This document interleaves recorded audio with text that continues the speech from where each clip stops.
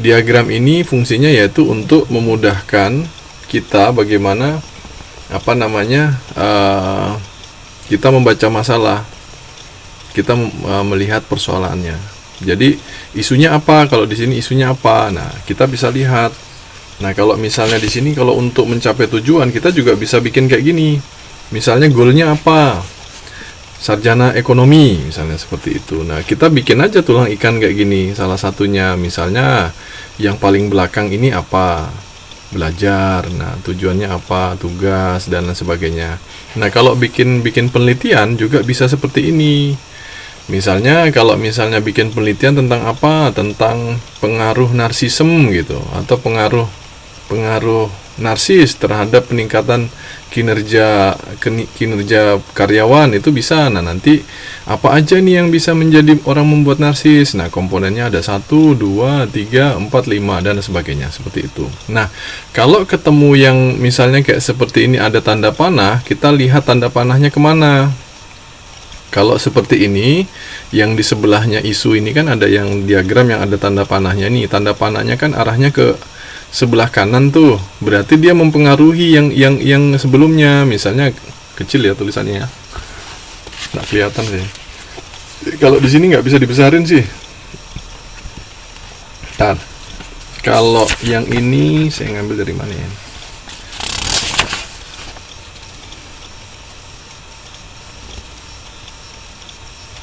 Tidak bisa jalan. 633. Jadi kalau kita lihat buku di halaman 6.33. Nah, di situ kan ada penyebaran, ada tidak dapat digunakan.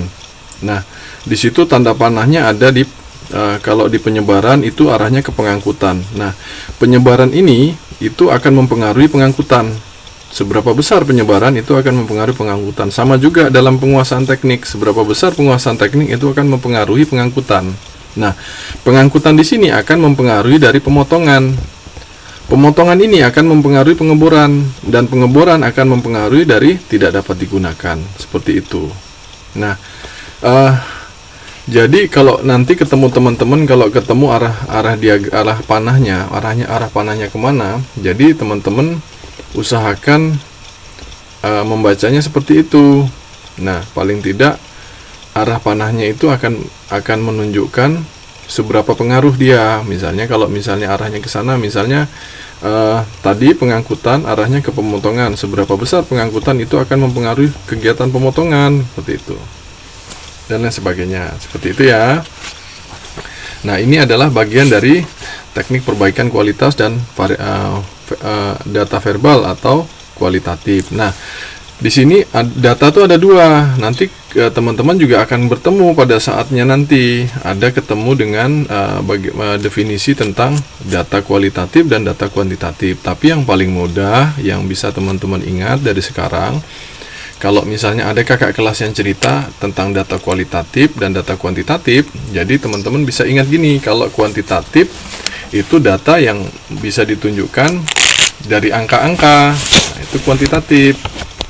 Nah, kalau kualitatif itu data yang diperoleh dari kayak seperti gini nih.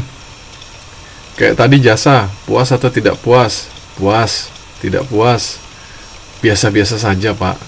Atau sangat-sangat puas, atau sangat-sangat puas sekali. Nah, seperti itu. Nah, dari data yang kita peroleh tersebut, kalau misalnya dalam sebuah penelitian itu kan susah tuh kalau misalnya kita mau masukkan dalam software ya, karena software itu tidak bisa akan kesulitan mengolah, apalagi kalau software statistik seperti yang biasa kita gunakan. Apalagi kalau dalam operasional ada beberapa software itu harus ada datanya. Nah, bisa data kualitatif tersebut kita kuantitatifkan. Caranya gimana, Pak? Banyak cara untuk ke situ. Salah satunya kalau dalam penelitian ada yang namanya menggunakan skala Likert. Skala Likert itu skala yang bisa membantu para peneliti. Mungkin ada yang nanti ketemu dengan yang namanya surveyor ya. Nanti survei lapangan. Nah, itu nanti yang nyurvei itu namanya surveyor. Nah, nanti pada saat data survei itu tadi sudah sudah dikerjakan, dapat datanya. Nah, nanti kita tinggal lihat. Nah, itu kayak seperti yang saya contohkan di kelas sebelumnya.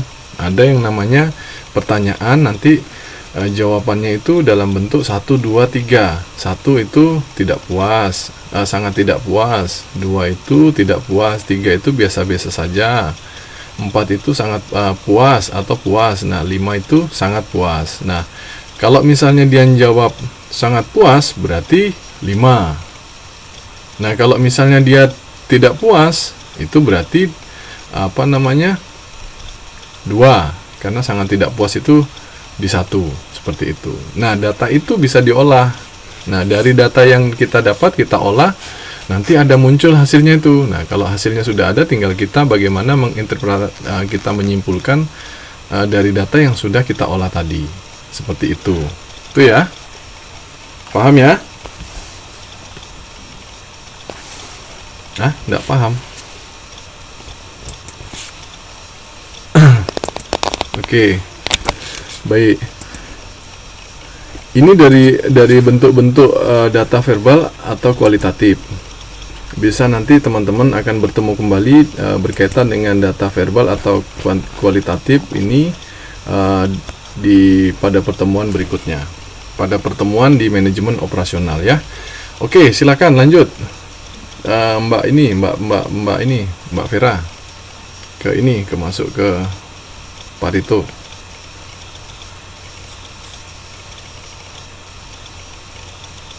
Oke, terima kasih Pak. Selanjutnya yaitu alat dan teknik perbaikan kualitas dengan data verbal atau kualitatif, yaitu ekonomi, biaya SPP murah, jasa atau pelayanan di perpustakaan, pelayanan dari seluruh staf, waktu pelayanan lebih lama. Kemudian hasil yang diperoleh, informasi dan pengetahuan bervariasi, IP baik, mendapat pekerjaan. Definisi diagram, sering menggunakan hasil brainstorming untuk mengorganisasi informasi sehingga mudah dipahami untuk perbaikan proses. Langkah membuat: pertama, tim mengumpulkan fakta dan menulisnya dengan menggunakan teknik brainstorming. Fakta tersebut kemudian dikelompokkan. Kelompok tersebut kemudian diberi nama dan disusun berdasarkan hierarki kepentingannya. Dan yang terakhir, membuat kesimpulan dan solusi. Selanjutnya akan dilanjutkan dengan Mbak Ulin. Mbak Ulin, silakan.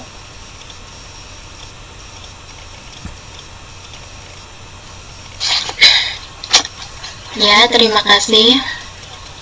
Sebelumnya, Assalamualaikum warahmatullahi wabarakatuh. Salam.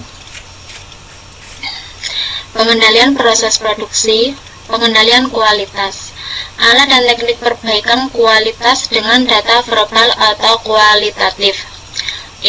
Tree diagram, yaitu merupakan alat yang digunakan untuk kok tidak kelihatan ya Pak?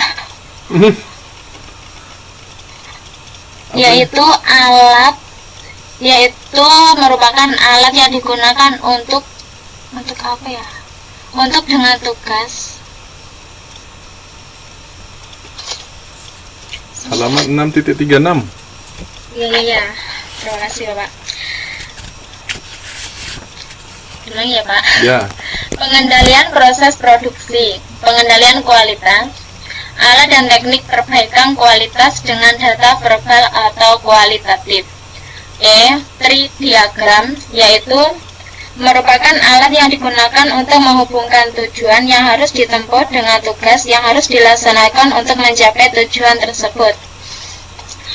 Tree diagram digunakan bila ada sesuatu yang belum jelas rumusannya ke dalam karakteristik yang sifatnya operasional. Tree diagram ini seringkali digunakan untuk menerjemahkan hasil dari affinity diagram atau cause and effect diagram.